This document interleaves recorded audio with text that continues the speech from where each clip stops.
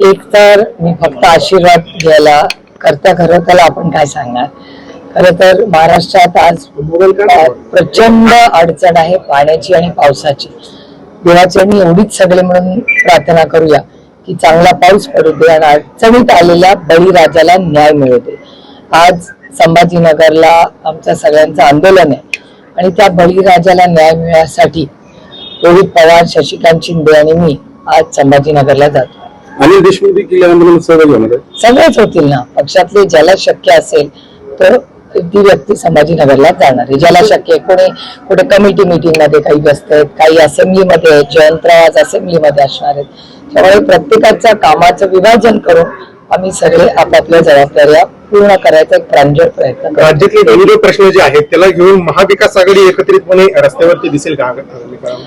महाविकास आघाडी एकत्र आहेच आणि आज राज्याची आर्थिक परिस्थिती, सामाजिक परिस्थिती ही प्रचंड अडचणीत आणि तुमचे सगळे चॅनलही दाखवतात आणि क्राईम देखील हा महाराष्ट्रात वाढलेला दिसतो. त्यातून आमचा जिल्हा म्हणजे मी खूप जड अंतकरणाने म्हणते की ज्या पुणे जिल्ह्याला शिक्षणाचं माहेरघर म्हणायचे, तिथे आज माननीय अमितभाई शाहचं डिपार्टमेंटचा डेटा, हा माझा डेटा नाही, हा अमितभाई शाह जे या देशाचे गृहमंत्री आहेत त्यांचा डेटा सांगतो की पुणे जिल्ह्यामध्ये प्रचंड क्राईम वाढलेला आहे. त्याच्यामुळे खूप जड अंतकरणाने म्हणते, कारण का मी स्वतः त्या भागाची लोकप्रतिनिधी आहे आणि आपल्या जिल्ह्यामध्ये जिथे आपण लोकप्रतिनिधी म्हणून काम करतो त्या जिल्ह्यामध्ये जर क्राईम वाढत असेल तर मला सांगा किती चिंताजनक आहे. एकीकडे टीईटीचे पेपर फुटत आहेत, नीटचे पेपर फुटत आहेत, मात्र सत्ताधारी कुठेतरी केवळ आमदार आणि खासदार सोडण्यात. तुम्ही जर सोशल मीडिया मध्ये बघत असाल तर कालच मी एक जाहिरात बघितली, एक जोक पाहिला.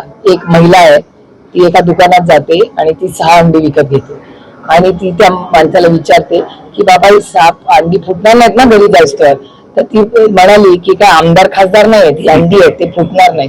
हे दुर्दैव आहे की आज एवढी चेष्टा आमच्या आमदार खासदारांची. आम्ही लोकप्रतिनिधी आहोत, ठीक आहे, प्रत्येकाला त्याचं मत, पक्ष बदलायचा अधिकार भारतरत्न डॉक्टर बाबासाहेब आंबेडकरांनी दिलेला आहे, माझं काही म्हणणं नाही. पण ज्या पद्धतीने सत्तेचा वापर, पैशाचा वापर, रेटा वापरला जातो हे एका सुसंस्कृत समाजासाठी आणि एका सशक्त लोकशाहीसाठी घातक आहे. पक्ष बदलण्याचा वगैरे माझं काही म्हणणं नाही, तो प्रत्येकाचा प्रश्न आहे आणि लोकशाहीला अधिकार दिलाय भारतरत्न डॉक्टर बाबासाहेब आंबेडकरांनी. पण ज्या पद्धतीने या गोष्टी होत आहेत किंवा समाजात जी चर्चा होते, पुढची पिढी आमदार खासदारांबद्दल आमच्याबद्दल काय विचार करेल असाही एक मनात विचार येतो ना, आमच्याला अस्वस्थ करणारा विचार. महाविकास आघाडी म्हणून आपण लोकसभेची निवडणूक लढला, मात्र जेव्हा आता शिवसेनेचे 6 खासदार आहेत तर राष्ट्रवादी आणि काँग्रेस किंवा रस्त्यावर दिसत नाही. कसं आहे, आम्ही उद्धवजींच्या कॉन्टॅक्ट मध्ये आहोत. मी तर संजय राऊत साहेबांशी रोजच बोलते, आम्ही आढावा घेतो. आज पहिला राऊंड त्यांना घ्यायचा होता, आम्ही म्हणलो होतो की आम्ही येऊ शकतो.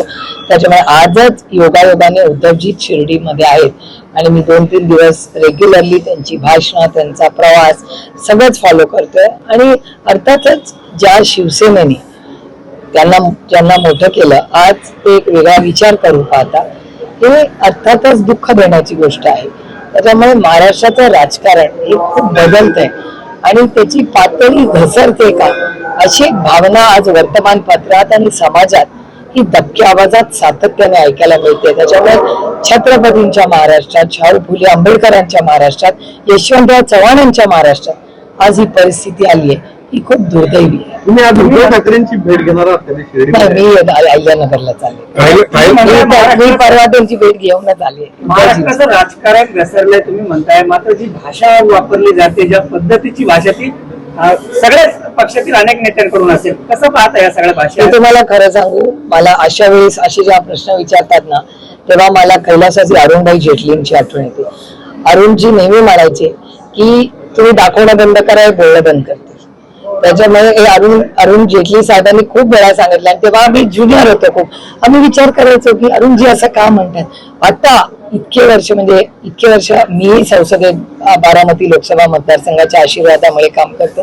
अरुणजी आपल्यात नाहीत, पण अनेक गोष्टी अरुण जेटली साहेबांच्या अशा आहेत जे आता आम्हाला लक्षात येतात, अरे हो बाई अरुणजी तेव्हा बोलले होते ही गोष्ट. त्यामुळे खरं आहे की आजच्या म्हणजे भाषा आणि मराठी भाषेचा आम्हाला सार्थ अभिमान आहे. आणि अरुण जी बोलायचे त्या गोष्टी काही आता सगळ्या खऱ्या वाटायला लागल्या. राष्ट्रवादीच्या आमदारांबाबत जी चर्चा आहे फुटण्याची, काय नेमकं आमदार कशाला, खासदारांच्या बाबतीत पण आहे, त्याच्यामुळे त्याला आम्हाला काय ते नवीन नाही. म्यानमार थायलंड सीमेवरती जे आहेत ते 25 भारतीय तरुणांचं तब्बल 800 भारतीय लोक जे आहेत त्यांना पोलीस धरण्यात आले, त्यांची कागदपत्र काढून घेण्यात आले आणि जे मानव तस्कर आहेत त्या भागातले त्यांनी सगळं केल्याचं आता समोर येते. काय केंद्र सरकारकडे देखील तुम्ही काय मागणी? एमईएच्या कॉन्टॅक्ट मध्ये आम्ही नसतो आणि मी जाहीरपणे जरी विरोधात असले, चांगल्याला चांगलं म्हणलं पाहिजे. मिनिस्ट्री ऑफ एक्सटर्नल अफेअर्स यांची नेहमीच मदत होत असते. मग तुम्हाला आठवत असेल 2 दिवसापूर्वी काठमांडूला आपले काही लोक अडकले होते आणि त्यातरी मी मिनिस्ट्री ऑफ एक्सटर्नल अफेअर्स आणि जयशंकरजींनी त्यांच्या डिपार्टमेंटनी मदत केली आणि आपल्या लोकांना आता व्हिसा मिळून ते कैलास मानसरोवरला जाणार आहेत.